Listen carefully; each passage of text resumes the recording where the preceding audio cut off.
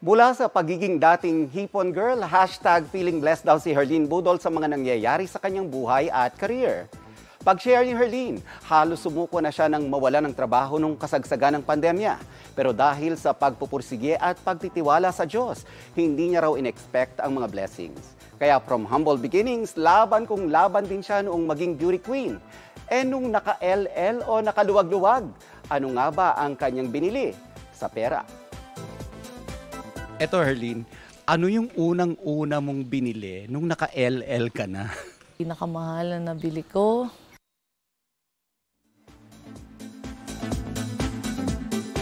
Ang sagot niya dyan, abangan bukas dito sa 24 Oras Weekend. Magandang balita mga kapuso, kahit ano pa man ang oras, mapapanood ang 24 Oras Weekend at iba pang newscast sa youtube.com/GMA News. I-click lamang ang subscribe button. Sa mga kapuso abroad, maaari po kaming masubaybayan sa GMA Pinoy TV at www.gmanews.tv.